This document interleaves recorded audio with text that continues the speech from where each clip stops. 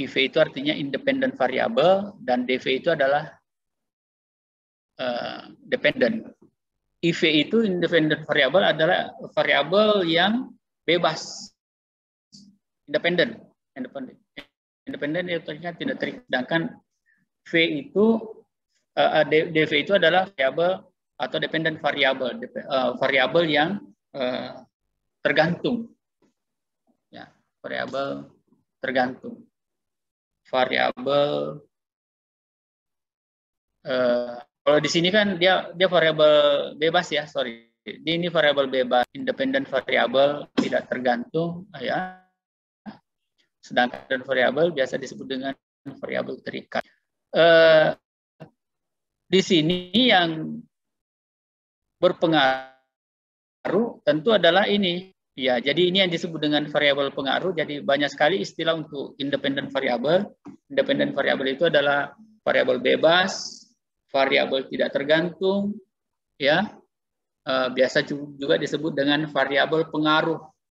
Nah, sedangkan dependent variable itu diistilahkan dengan variabel tergantung, ya, tergantung di mana tergantung pada independent variable.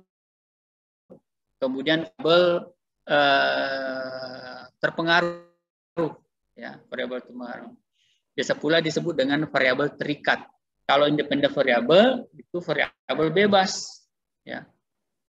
Bebas dalam pengertian bebas mempengaruhi setiap perubahan yang terjadi pada nilai E. Itulah sebabnya maka setiap perubahan pada nilai X akan menyebabkan perubahan pada nilai Y. Ya. Itu tadi, misalnya kan tadi ada ini kan, ada ini, setiap perubahan X, setiap perubahan ke sini akan menyebabkan terjadinya perubahan pada nilai Y di sini. Gitu. Begitu pula sebaliknya dia akan seperti itu. Jadi kadang dia begini, kadang juga dia begini. Nah, kalau tidak ada itu, kalau dia seperti ini tadi, kalau dia lurus atau dia dari atas ke bawah, gitu. Tidak ada pengaruh. Artinya apa? Kalau tadi misalnya ini, setiap perubahan terjadi pada nilai X akan menyebabkan perubahan pada nilai Y.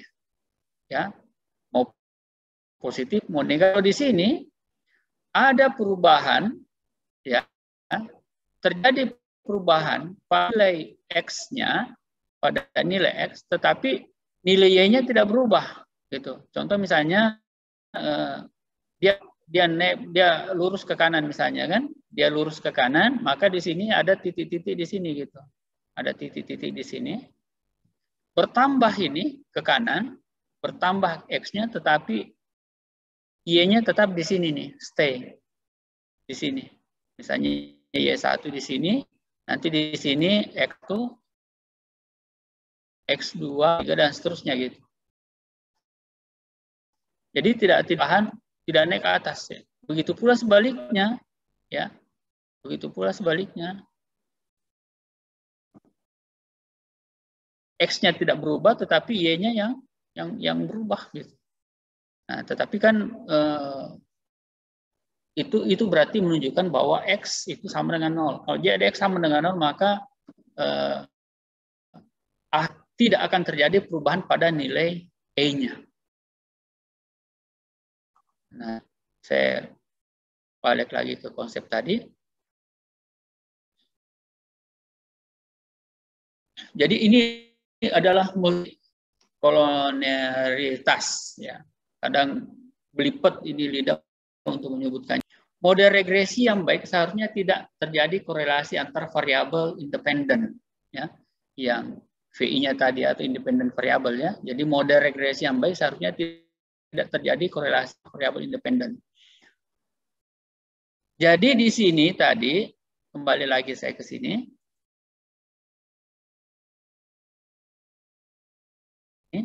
Jadi nanti antara X dengan X2 kalau terkorelasi, ya, terkorelasi, maka itu dianggap itu tidak memenuhi, itu terjadi Jadi multikolonialitas itu seharusnya tidak boleh, ya, tidak boleh. Jadi tidak boleh ada hubungan di sini.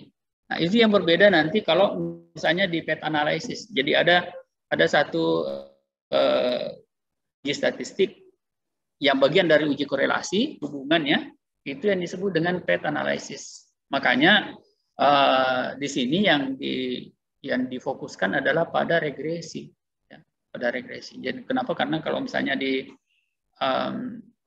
pet analysis justru yang dicari itu adalah pola-pola hubungannya, gitu. Antara variabel bebas dengan variabel. Ya, saya selanjutnya. Nah, untuk mendeteksi ada atau tidaknya multikolonialitas di dalam model regresi digunakan pertama adalah menggunakan nilai R kuadrat. R kuadrat itu adalah nilai R yang dipangkat duakan. R itu apa? R itu adalah relasinya, ya, korelasinya. Jadi itu dikuadratkan. Jadi nilai kuadrat yang dihasilkan adalah oleh suatu estimasi model regresi empiris sangat tinggi, tetapi secara individual variabel-variabel independen banyak yang tidak signifikan mempengaruhi variabel dependen. Karena itu kan begini, ini yang disebut dengan determinasi. Jadi R kuadrat itu disebut dengan determinasi dalam analisis regresi, ya. Determinasi itu artinya menunjukkan, misalnya kalau determinasinya atau R kuadratnya menunjukkan angka, katakanlah misalnya 0, lebih dari setengah, ya, 0,56 atau 0. Kita mengatakan bahwa pengaruh X terhadap Y itu adalah sebanyak pengaruhnya, ya, kekuatan pengaruhnya itu sebanyak 76, katakan misalnya tadi 0,76, ya, R-nya itu sebanyak 76%. Sisanya dari 100 itu kan sama dengan 24. Sisanya 24% itu dipengaruhi oleh variabel yang lain. Gitu. Ini, ya, jadi kita bisa melakukan estimasi sebenarnya juga dari situ. Yang kedua adalah melakukan matrik korelasi variabel-variabel independen. Jika antara variabel independen ada korelasi yang cukup tinggi, umumnya di atas 90, maka hal ini merupakan indikasi adanya multikolonialitas. Jadi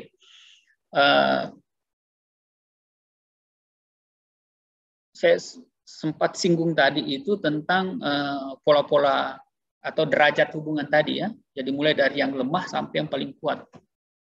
Biasanya kita 0 sampai 20 itu sangat lemah. 21 sampai 40 itu agak lemah, ya. Kemudian 41 sampai 60 biasanya disebut dengan cukup lemah, cukup kuat, ya, cukup kuat. Juga mengatakan agak kuat. Supaya tidak bingung, saya contohkan begini.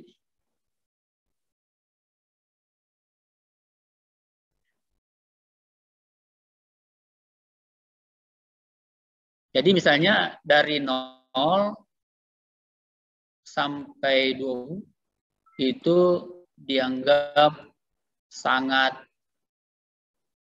ya, sangat lemah. 21 sampai 40 biasa disebut dengan lemah. Ya. 41 sampai 60 biasa disebut dengan cukup. 61 sampai 80 ini kategorikan kuat, dan 81 sampai 100 itu sangat kuat, gitu. Jadi kalau dia masuk di sini, ya, ini kan persen, ya, ini kan persen, ya. Ini kalau dinotasikan ini kan sama dengan 0,81 sampai dengan 1,00. Ini dianggap sangat kuat. Nah, kalau terjadi, katakanlah misalnya multikolonaritas pada angka-angka apakah antara 0,81 sampai 1 itu dianggap sangat kuat. Jadi multirisme itu dilihat dari angka yang muncul dari sini nih, ya muncul dari sini. Sepanjang di bawahnya ini maka dianggap masih memenuhi syarat. Malah sebenarnya kalau setengahnya gitu ya, kalau kita menggunakan titik ekstrim, katakanlah misalnya 50 ke atas itu tidak memenuhi asumsi, tetapi kalau dia di bawah itu memenuhi asumsinya. Itu artinya bisa dikannya. Nah, itu saya kira bahasan tentang multikolonaritas ya dengan menggunakan matriks korelasi variabel independen. Jadi nanti kita lihat misalnya korelasi antara variabel independen itu seperti itu. Kemudian berikutnya adalah juga multikolonaritas dapat dilihat dari toleransinya. Kemudian yang kedua adalah variance inflation factor. Jika nilai toleransi kurang dari 1 dan nilai VIF-nya kurang dari 10, regresi terbebas dari asumsi kolonaritas. Ya, kalau dia artinya kalau dia memenuhi, kalau dia bebas itu berarti memenuhi syaratnya, memenuhi syarat. Ini juga kita bisa lakukan menggunakan SPS. Yang ketiga adalah uji autokorelasi. Uji autokorelasi bertujuan untuk menguji apakah dalam model regresi linear ada korelasi antara kesalahan pengganggu dengan kesalahan pengganggu pada periode T kurang 1. Ini nanti akan kita lihat lagi kalau kita sudah melakukan nanti uji regresi ya. Kita nanti akan tunjukkan ini seperti apa hasilnya. Ya. Nah, yang seharusnya adalah autokorelasinya ya. Tadi kan multikolonaritas. Multikolonaritas itu untuk mengukur seberapa banyak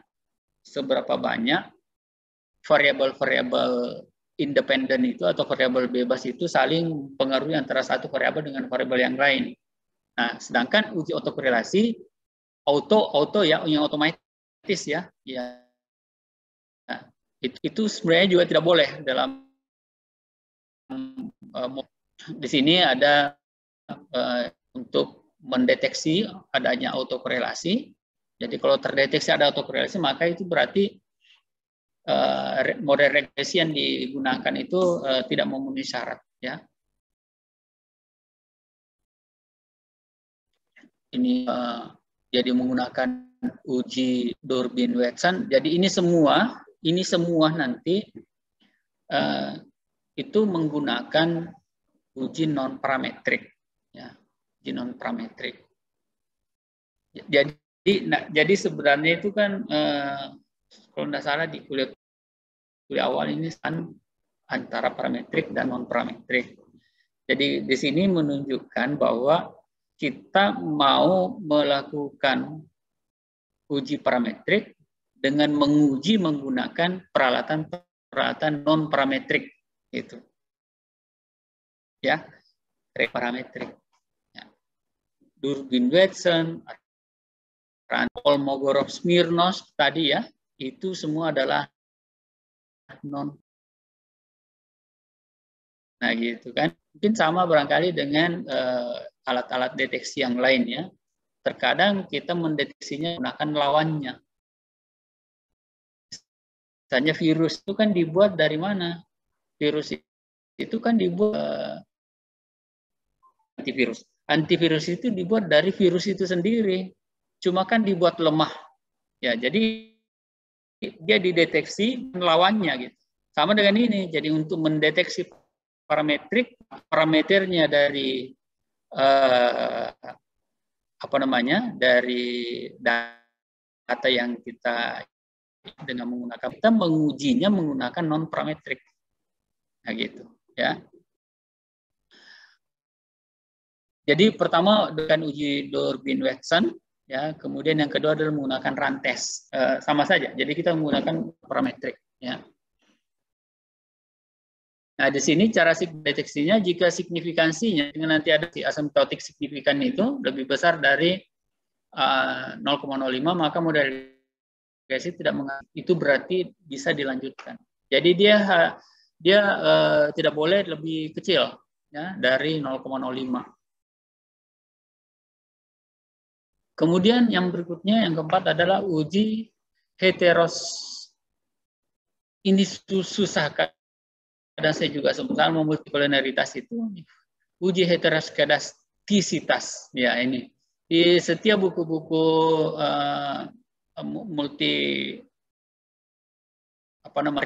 analisis itu akan selalu menunjukkan ini ya. Nah, itu menguji apakah dalam model regresi terjadi ketidaksamaan residual satu pengamatan yang lain. Jika varians dari varians itu ya, keragaman, jika varians dari residual pengamatan lain tetap, maka disebut homokestastisitas, dan jika berbeda disebut dengan hetero. Model regresinya B adalah yang homokestastisitas atau tidak jadi heterokestastisitas.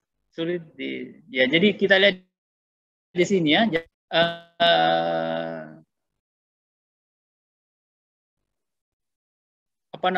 Dia harus homokesti. Apa yang ditunjukkan di sini uji heteroskedastis itu regresi yang baik itu tidak boleh ada heteroskedastis, tidak boleh ada multikolonial, tidak boleh ada autokorelasi, menunjukkan normalitasnya. Nah itu kan sudah 4 ya. Jadi regresi yang baik harus menunjukkan normalitasnya. Kedua, ada multikolonialitas, tidak ada autokorelasi, tidak ada heterokastasitas. Ya, itu ya. Ini caranya menggunakan regresi ya, menggunakan regresi. Jadi bisa dilakukan dengan metode grafik ya, atau dengan menggunakan uji Gleitzer. Sebenarnya dibacanya Gleitzer, tapi ini T sebenarnya T Gleitzer. Nah, cara mengobati atau cara mengatasi jika ada asumsi klasik. Biasanya yang kita lakukan adalah melakukan formasi variabel. Ini memang pada tingkat tinggi ya, pada tingkat tinggi, tingkat lanjut ini. Jadi biasanya kita lakukan, kemarin kan kita salah satu bentuk transformasi yang kita lakukan adalah menggunakan visual binning. Nah, yang lain yang bisa kita lakukan adalah misalnya dengan merubah format datanya, misalnya katakanlah misalnya dari ordinal, ini kan tidak bisa nominal ya kalau regresi, dari jadi interval. Kalau dia interval maka dirubah menjadi rasio. Kalau dari rasio itu berarti kita harus menggunakan alternatif lain. Jadi kecenderungan mungkin di ordinal ya, kita rubah menjadi interval. Jadi interval. Nah, itu salah satu cara untuk mengatasi atau mengobati jika ada muncul asumsi klasik. Yang tadi ya, 4 asumsi klasik itu adalah kecenderungan tidak normal, yang kedua adalah terjadi multikolonialitas, ketiga terjadi autokorelasi, yang keempat adalah terjadi heteroskedastisitas. Kalau itu yang terjadi, maka kita harus lakukan modifikasi data. Jadi modifikasi data itu bukan artinya mengganti datanya dengan data yang baru, tetapi merubah struktur datanya. Biasa dalam bahasa statistik itu manipulasi data. Ya.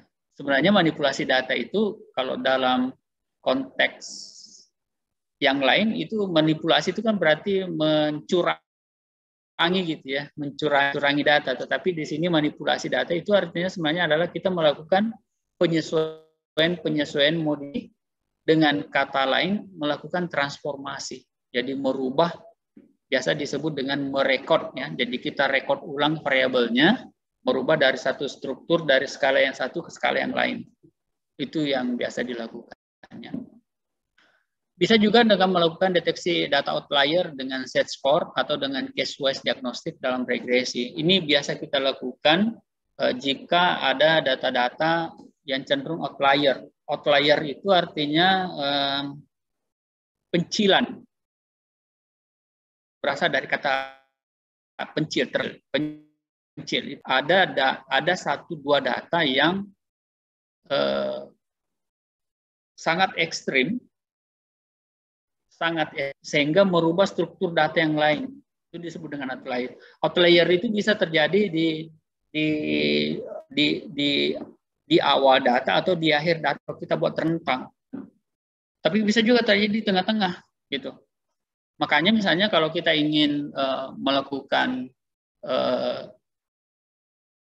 regresi khususnya untuk time series, data-data yang bentuknya time series itu artinya waktu beruntut ya, waktu beruntun ya, berturut-turut, itu tidak boleh ada data yang ekstrim. Tidak boleh ada data. Misalnya begini, kita ingin mengukur misalnya seberapa besar pengaruh inflasi misalnya terhadap pertumbuhan ekonomi. Ini biasa. Nah, inflasi itu kan fluktuatif gitu ya, kadang naik, kadang turun gitu, kadang turun. Tetapi ada satu masa tertentu tingkat inflasi itu sangat tinggi gitu kan. Misalnya dalam 1 tahun, tingkat inflasi terjadi itu ketika mendekati perayaan hari raya. Itu biasanya terjadi waktu zaman normal ya. Jadi sebelum pandemi itu seperti itu. Ada dua yang menyebabkan yang tinggi. Pertama adalah ketika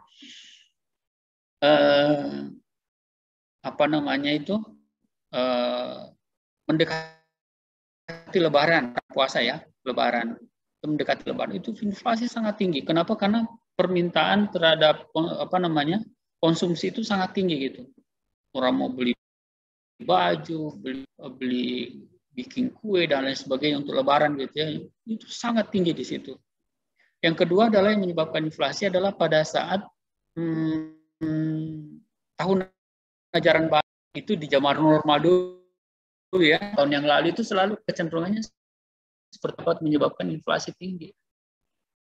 Nah itu bulan-bulan yang seperti itu cenderung mengabaikan. Kenapa itu dianggap tidak normal? Nah, ini yang disebut dengan bagaimana mengatasi data-data yang cenderung outlier. Nah, apakah data yang outlier itu kita manipulasi, kita modifikasi dan kita menyesuaikan dengan data yang paling dekat ya gitu, paling dekat dengan dia. Misalnya misalnya gini, angka tertinggi itu adalah misalnya 99. Di bawahnya, yang paling dekat di bawah 99 adalah misalnya 72. Angka 99 tadi kita turunkan menjadi 72. Kenapa? Karena itu adalah outlier. Itu bisa merubah struktur data secara keseluruhan, menjadikan dia tidak normal. Itu ya, itu contoh case-nya ya. Oke, saya kira seperti itu ya untuk yang awal saja dulu ini. Kenapa? Karena nanti kita akan belajar sebentar pada regresinya ya, regresi. Nah, saya akan jelaskan regresinya seperti apa. Saya akan stop share ini. Oke.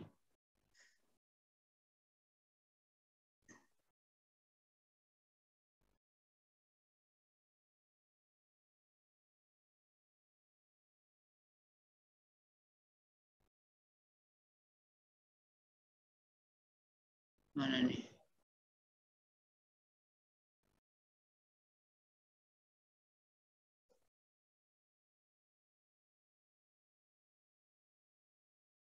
Nah, oke. Jadi sebentar.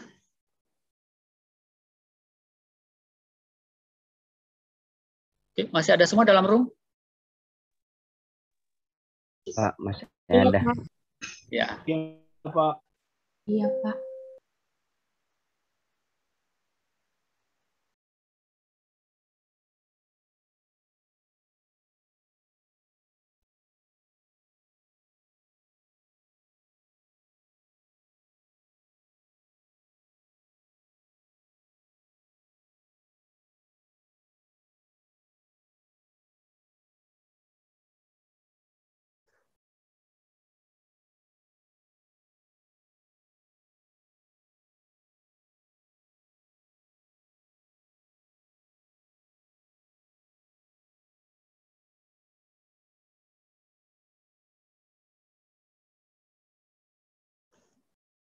Oke, mudah-mudahan sudah kelihatan di layar ya.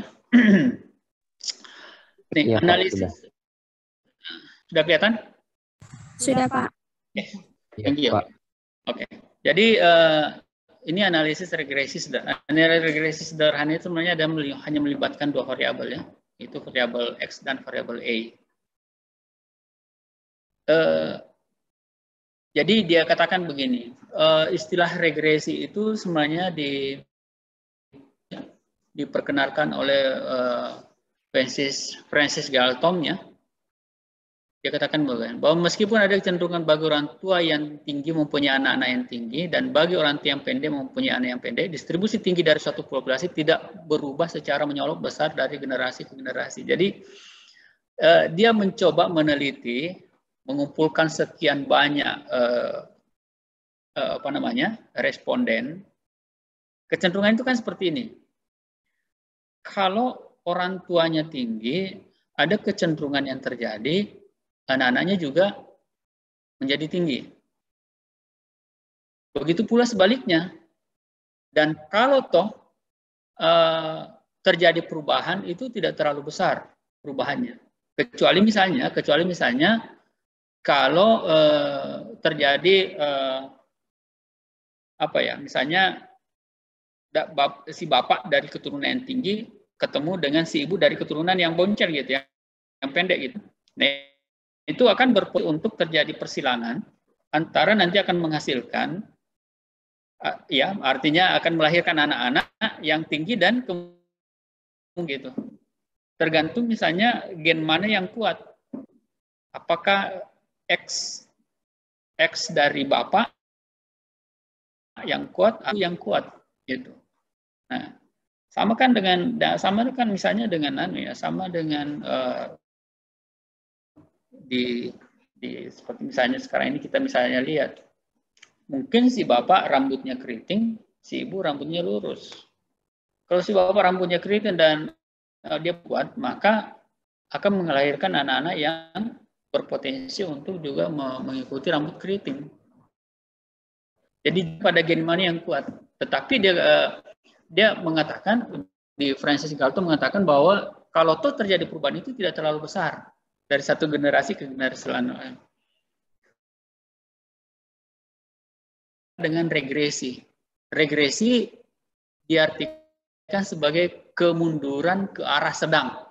Ya, bukan ke arah ekstrim ya. Jadi kalau toh terjadi perubahan itu tidak termenyolok. Ini yang dimaksud dengan sedang.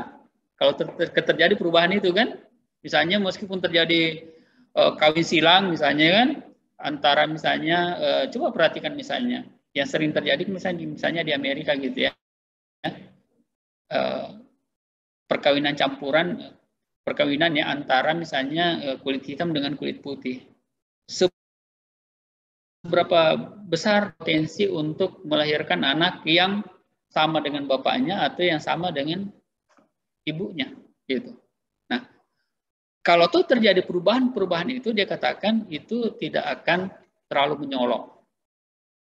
Artinya tidak akan berubah secara ekstrim gitu kan ya, secara ekstrim. Misalnya yang bapaknya hitam terus ibunya putih terus melahirkan anak yang abu-abu kan tidak seperti itu. Makanya dia yang lebih sederhananya dilihat antara keluarga yang cenderung anak-anaknya tinggi dan keluarga yang anaknya rendah. Kalau itu terjadi percampuran katanya di antara keduanya, maka itu tidak akan terjadi perubahan yang akan sangat menyolok. Maka ini yang disebut dengan regresi. Oke. Ini secara regresi. Jadi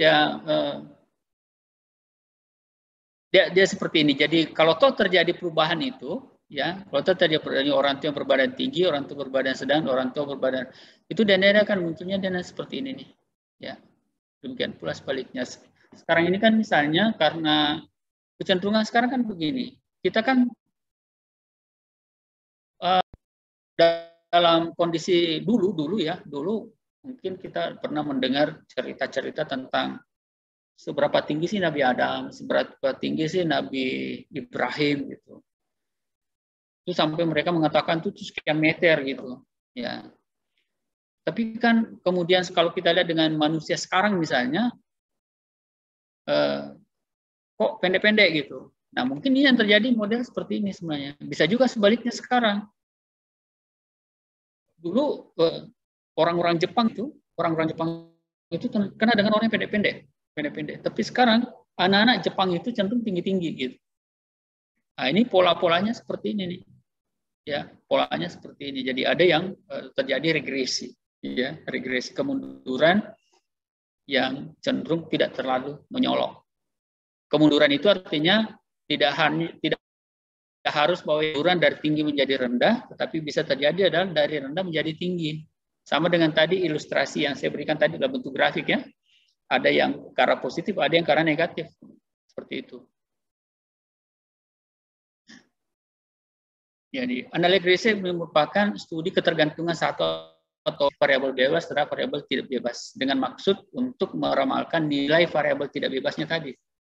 Kenapa? Karena yang kita mau lihat sebesar perubahan pada variabel yang tidak bebas atau variabel jika variabel X berubah. Kenapa? Karena nanti ketika kita bicara tentang notasi, ya, kita bicara tentang notasi, maka kita akan bicara seperti ini nih, notasi. Jadi notasi dalam regresi itu kan dia begini. Y topi itu sama dengan alfa ditambah beta X. Gitu. Jadi seberapa besar perubahan pada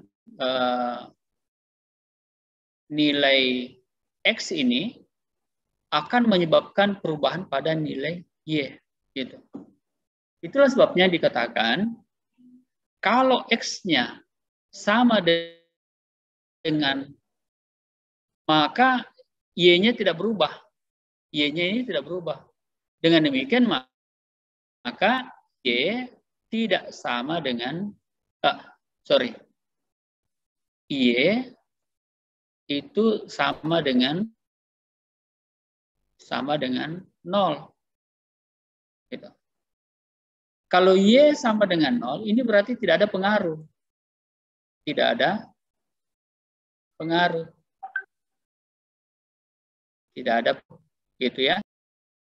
Itu sama dengan H0. Nah, ini tidak ada pengaruh. Yang ada pengaruh adalah jika Y tidak sama dengan 0. Ya. Artinya dari perubahan yang terjadi di sini ya, perubahan yang terjadi di sini. Artinya, bukan Y sama dengan 0 ya. Y sama dengan 0 ya. Kenapa? Karena kalau Y sama dengan X sama dengan 0, maka ini kan tidak berubah. Berarti di sini adalah X sama dengan 0. Ya, X. Jadi, X sama dengan 0 seperti ini menyebabkan tidak ada perubahan pada nilai Y yang ada di sini. Akan ada perubahan kalau X tidak sama 0. Kenapa? Karena misalnya kalau X sama dengan 1, maka di sini akan terjadi pertambahan pada nilainya di sini. Di sini menjadi 2, pasti berubah di sini. Di sini menjadi 3, pasti berubah di sini. Maka inilah yang disebut dengan salah satu cara untuk melakukan prediksi. Jadi peralatan-peralatan yang digunakan untuk melakukan forecasting itu, salah satunya adalah kita bisa menggunakan analisis regresi seperti ini. Ya. Oke, saya balik lagi ke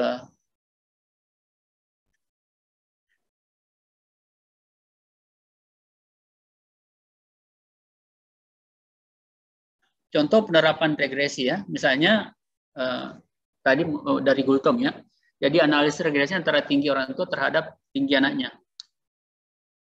Ya, bisa memprediksi kalau terjadi perubahan pada tinggi bapaknya gitu, tinggi orang tuanya, seberapa perubahan tinggi pada anaknya gitu.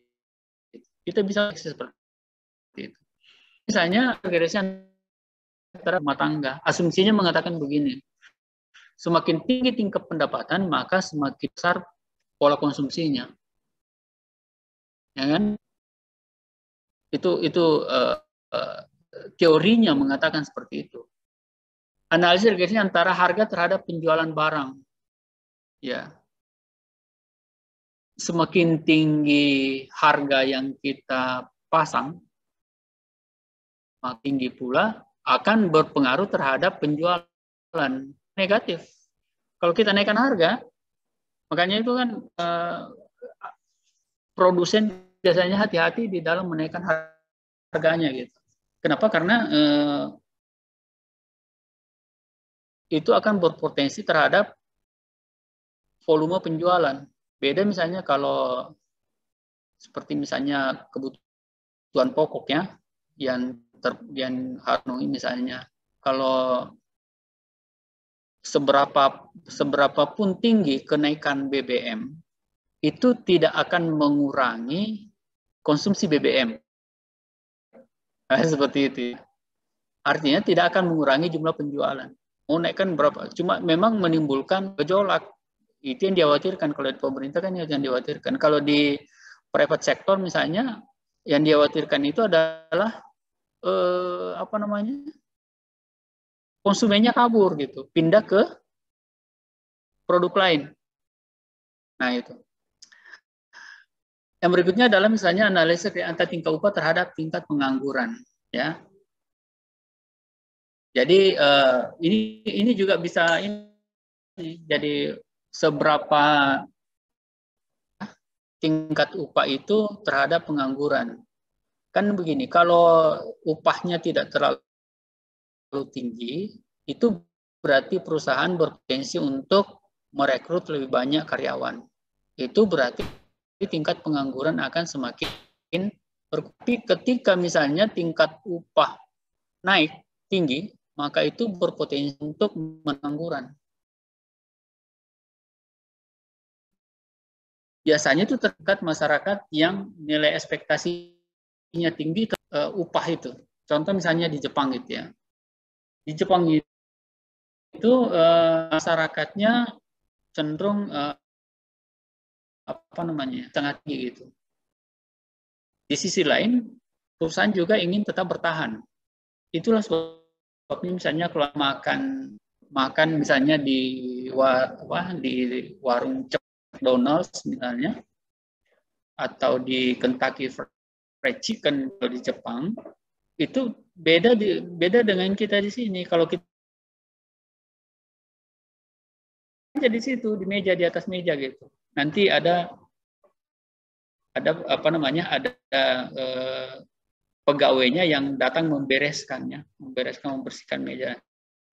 Tapi kalau di sini tidak, pelanggan yang harus membersihkan sendiri, harus membersihkan. Jadi kita selesai makan, bakinya kita susun di tempatnya, semua kotorannya itu kita masukkan dalam bak sampahnya, dan kemudian mejanya kita sendiri.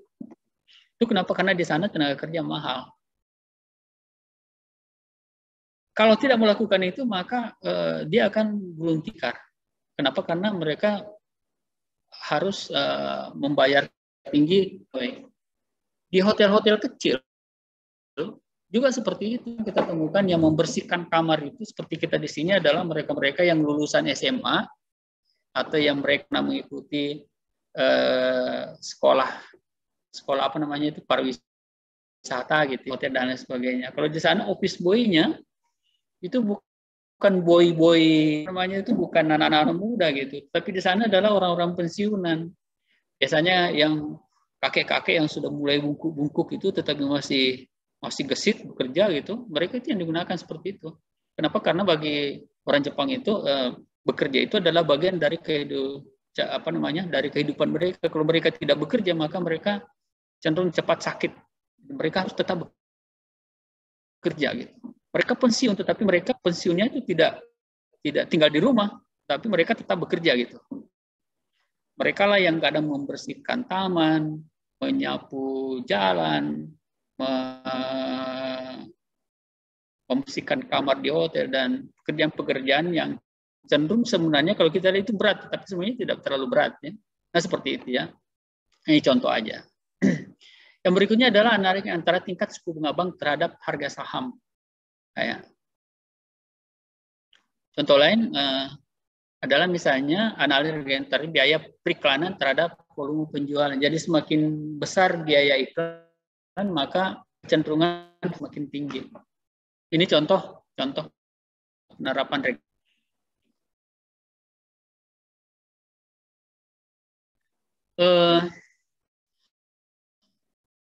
Iya, jadi ada yang disebut ketergantungan statistik dengan ketergantungan fungsional. Kalau ketergantungan statistik itu contohnya adalah yang kausal. Yang kausal itu artinya tadi bersifat bersebab akibatnya. Sebabnya begini, akibatnya seperti ini. Sebabnya adalah misalnya kenaikan biaya iklan akan menyebabkan kenaikan volume penjualan. Itu sebab. Jadi konsumsi dengan pendapatan, masa kerja dengan produktivitas, iklan dengan penjualan, ini contohnya. Kemudian ada yang bersifat fungsionalitas atau identitas, misalnya tingkat likuiditas dengan aktivitas, dengan aktivitas lancar dengan hasil produksi. Jadi semakin produktivitas, maka hasil produksi akan semakin karyawan dengan jam kerja. Ya. Jadi jika menaikkan upahnya, maka jam kerjanya harus ditambah gitu. Yang lain-lain di sini yang perlu ini itu perbedaan mendasar antara korelasi dan regresi ya. Kalau korelasi hanya menunjukkan sekedar hubungan, tetapi regresi itu menunjukkan X terhadap Y. Dalam korelasi variabel tidak ada istilah tergantung dan variabel bebas. Kenapa? Karena dia kan mencari hubungan variabel. Ya. Artinya terjadinya perubahan X terhadap E itu tidak dilihat di dalam korelasi itu. Ya. Dalam korelasi hanya dilihat apakah X ada hubungan dengan E. Apakah pola hubungannya ke kanan atau ke kiri. Ke kiri itu artinya negatif, ya, bisa negatif, bisa positif, ya. Nah ini yang apa namanya istilah-istilah yang saya sebutkan tadi ya. Jadi variabel Y itu biasa disebut dengan variabel tergantung atau dependent variable. Variabel bisa juga variabel yang dijelaskan, variabel yang diramalkan, variabel yang diregresi, variabel tanggapan. Ini hanya istilah saja ya. Jadi X itu variabel bebas lawan variabel tergantung, variabel yang menjelaskan lawan variabel yang dijelaskan, variabel peramal, prediktor atau variabel Y-nya variabel yang diramalkan, ya. Regresor, regresan, ya. Stimulus atau kontrol variabel dengan respons. Ini nanti seperti ini banyak sekarang dibahas di SEM, ada struktur equation modeling ya. Ini persamaan regresinya seperti ini. Ini yang saya sebut tadi ini ya. Ini yang saya sebut tadi ini Y ini sama dengan alfa tambah beta X, itu adalah nilai residunya. Nah, tentu kita nanti tidak menghitung lagi seperti ini ya. Kita tidak menggunakan ini lagi, tetapi kita cukup menggunakan SPSS. Kemudian apa notasinya ini? Y ini adalah nilai yang diramalkan, ya, nilai yang mau dijelaskan, nilai yang tergantung, ya, tergantung perubahan dari X ini. Nah, Y ini adalah nilai yang diramalkan, nilai yang diprediksi. Kemudian ini adalah konstanta, konstan. Nanti nilai konstanta ini adalah nilai yang tidak berubah meskipun nilai X ini berubah. Jadi nilai X, nilai B-nya berubah, tetapi nilai A-nya tidak berubah. Perubahan sangat pada besar variabel X ini. Ya, maka disebut dengan koefisien regresi B. Ya, koefisien regresi B. Kemudian ini konstanta, B-nya koefisien regresi B, kemudian ini variabel bebasnya ini adalah nilai residu. Ya, itu adalah notasinya ya untuk persamaan regresi ini. Ini ada contoh kasus, misalnya masyarakat akan meneliti apakah terdapat pengaruh terhadap penjualan. Ya.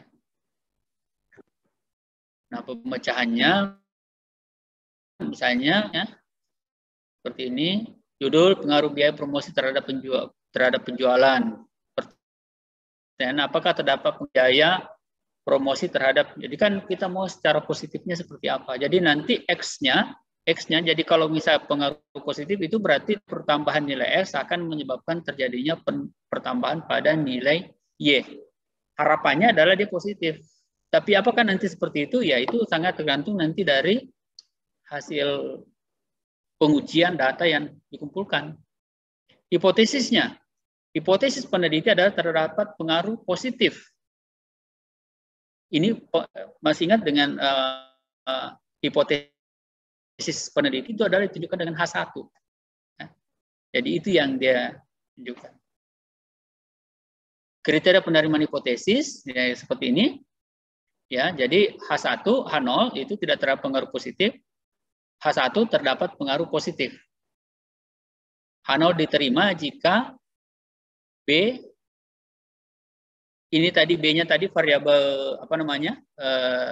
Koefisien regresi B-nya itu lebih kecil atau sama dengan 0. Atau T hitung lebih kecil daripada T tabel. Kemudian H0 ditolak jika B lebih besar dari 0 atau T hitung lebih besar dari T tabel. Jadi ada T-nya di sini ya, T tabel. Sama saja dengan cross step yang kemarin ya. Nah, sampel 8 perusahaan adalah nilai penjualan, ini ada promosinya ya. Ini adalah promosi, artinya ini kan yang mau dilihat seberapa besar pengaruh promosi ini terhadap penjualan. Ya. Kita lihat misalnya promosinya 20, ya katakanlah misalnya begini. Angka-angka ini mewakili juta gitu ya. Jadi kalau promosinya 20 maka penjualannya 64, hasil penjualan 64.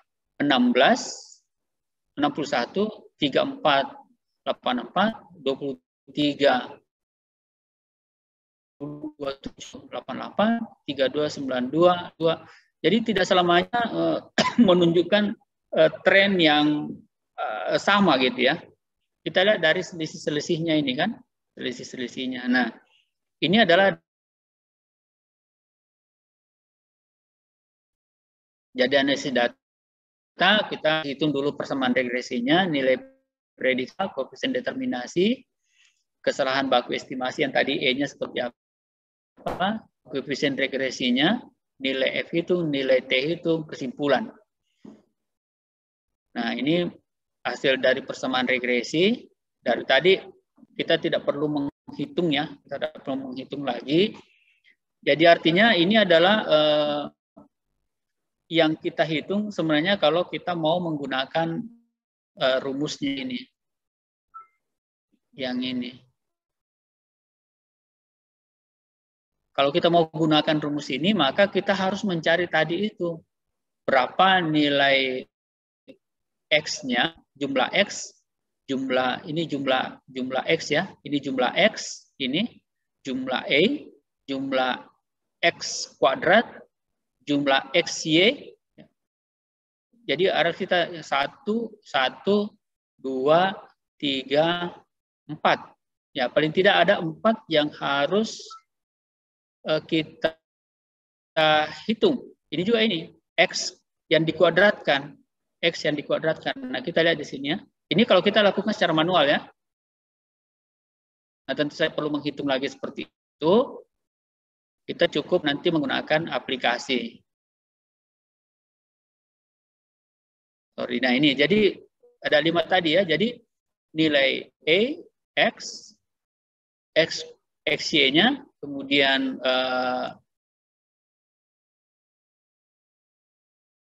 X kuadrat, Y kuadrat. Nah, di bawah inilah yang kita cari tadi. Ini ada yang di bawah ini adalah menunjukkan tentang dia punya apa namanya tadi itu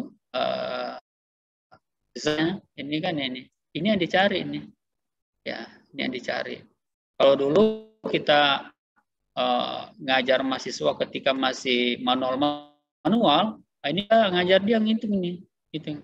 Jadi untuk dapatkan nilai di sini, ini kan antara ini kali dengan ini kan, hasil perkalian ini dapat di sini nih. X yang dikuadratkan, Y yang dikuadratkan, baru nanti dijumlahkan di bawah. Inilah tadi yang disebut dengan sigma. Ini sigma. Ya, ini sigmanya ini semua. Inilah yang dijadikan masukan dalam rumus. Nah, tentu saja bahwa kita tidak perlu lagi menghitung seperti ini. Nanti tinggal mengklik di analisnya, masuk ke regresi. Ya. Nah ini hasilnya seperti ini. Jadi kita menggunakan, setelah kita menggunakan rumusnya tadi, maka kita dapatkan nilai ini seperti ini. Jadi ini adalah koefisien regresi B. Nah koefisien regresi B-nya itu kita lihat ini adalah 1,49, ini adalah 40. Nah perhatikan ini yang masuk ke sini dan ini yang masuk ke sini. Ini konstanta tadi ya. Konstanta. Jadi nanti nilai X misalnya berapa besar perubahan nilai X, ini yang sangat ditentukan dari angka ini. Misalnya kalau X1 kali akan dapatkan nilai Y di sini. Nah ini yang kalau kita lakukan secara manual. Ya, secara manual.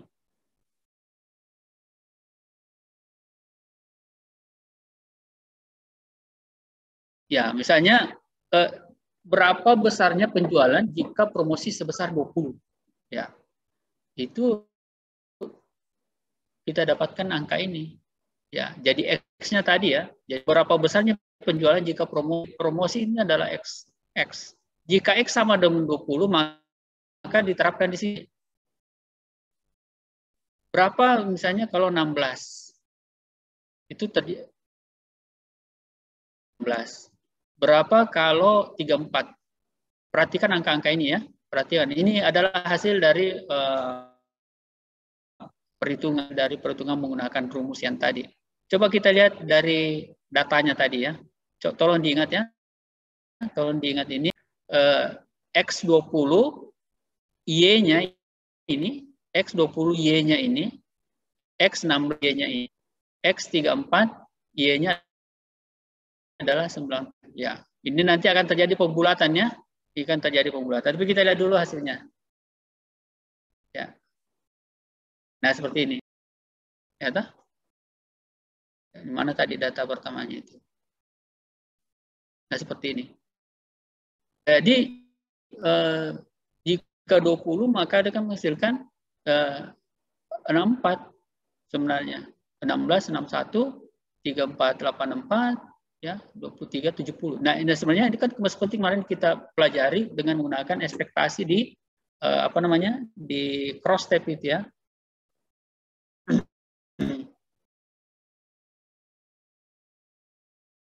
Nah itu.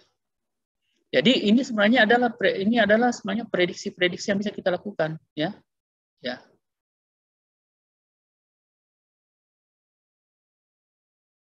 Nah ini. Dan seterusnya ya. Nah ini adalah prediksi-prediksi yang bisa kita perlakukan untuk mendapatkan nilai seperti tadi. Oke, lanjut ya. Nah ini koefisien determinasi. Koefisien determinasi itu menunjukkan tentang seberapa besar nilai R kuadratnya. Ya, kenapa? Karena ini adalah nilai R-nya ya, dia yang sudah di adjusted ini. Ini adalah inilah ada R-nya, dan ini adalah R kuadrat. Jadi memang tidak jauh beda gitu ya. Nah ini untuk estimasinya.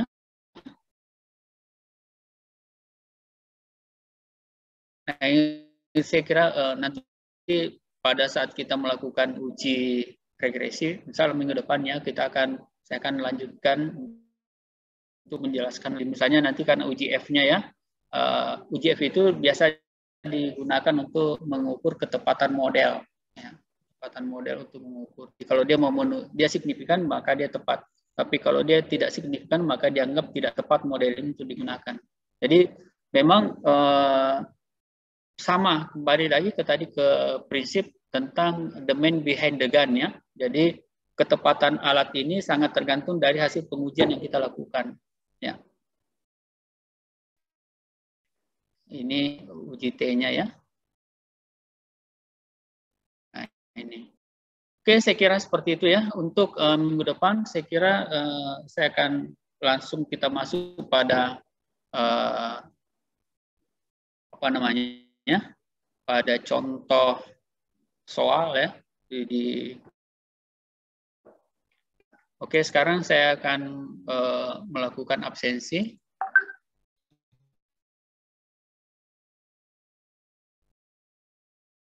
Masih ada semua di room ya? Tolong ya. Iya Pak, masih ada. Tolong ini sekarang di room kan ada 27 ya. Ini ada lagi yang keluar nih. 27 ada dari lab 1. Jadi sekarang ini 24 ya.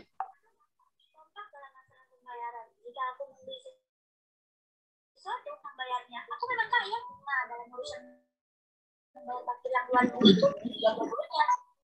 Sering adu aja contohnya.